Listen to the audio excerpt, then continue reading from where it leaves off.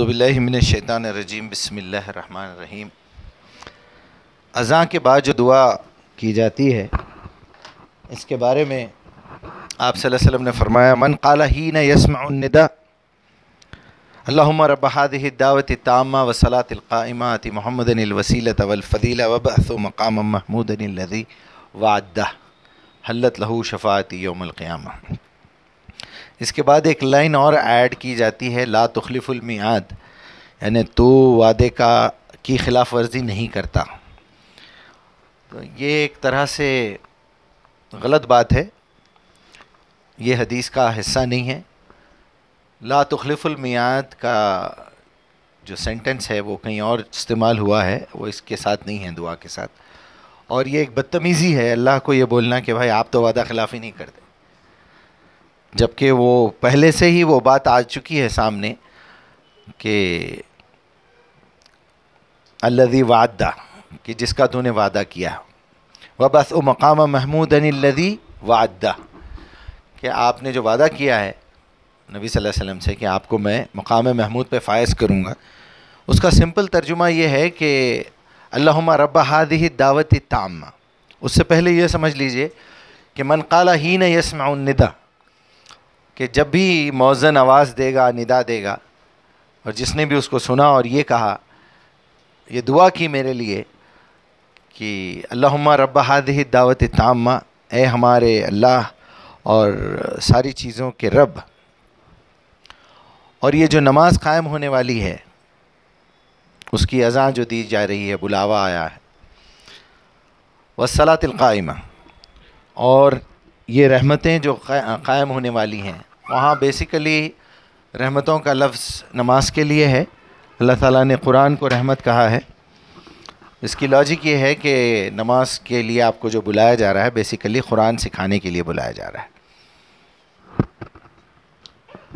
इसमें ये समझ लेना चाहिए कि अल्लाहुम्मा रब्ब हाज़िहि दावति ताम्मा व सलातिल क़ाइमा आति मुहम्मदनिल वसीलत वल फ़ज़ीला,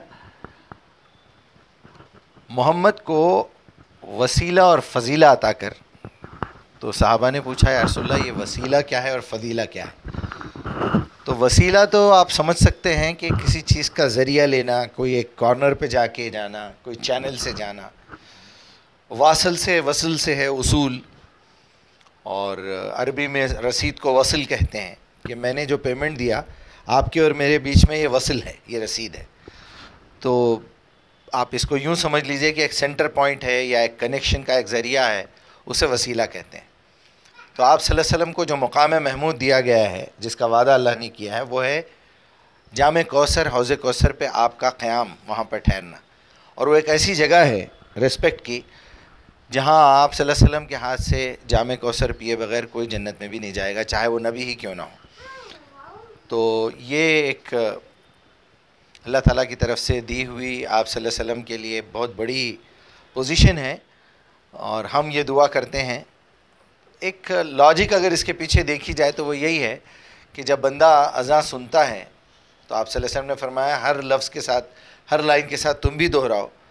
और उसकी लॉजिक ये है कि हो सकता है ख़्यालों में, ज़ुबान से, अमल में या दिल में कोई एक ऐसी बात हमसे सरजद हो गई है फ़जर की नमाज से ज़ोहर की नमाज तक, जिसमें हम इस्लाम के दायरे से बाहर निकल गए।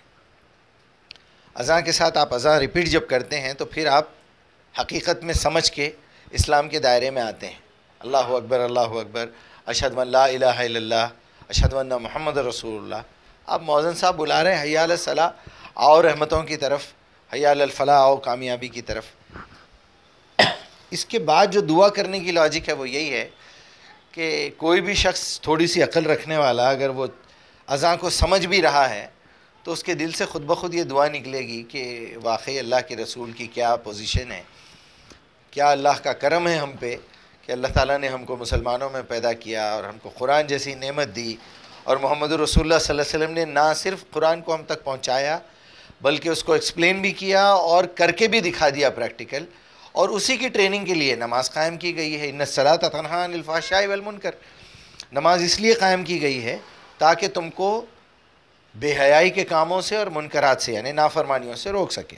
वो इसीलिए रोकेगी, इसी तरह रोकेगी कि आप जाके डेली नया कुरान का हिस्सा उसमें सीखेंगे डेली।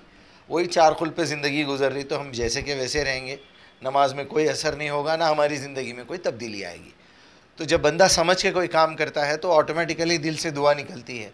जैसे कोई शुक्रगुजार औलाद ये दुआ करती है अपने वालिदैन के लिए कि हमारे बड़े ये जायदाद छोड़ के गया जो हम इतने मज़े में हैं, तो मुसलमानों को इतना सोचना चाहिए कि हमारे नबी ने हमारे लिए क्या कुछ नहीं किया। और उनके लिए जब आपके दिल से दुआ निकलती है तो वो दुआ के अल्फाज कुछ इस तरह हैं कि अल्लाहुम्मा रब्ब हाज़िहि दावति ताम्मा व सलातिल क़ाइमा आति मुहम्मदन अल वसीलत वल फ़ज़ीला व बअसहु मक़ाम महमूदन अल्लज़ी वअदा।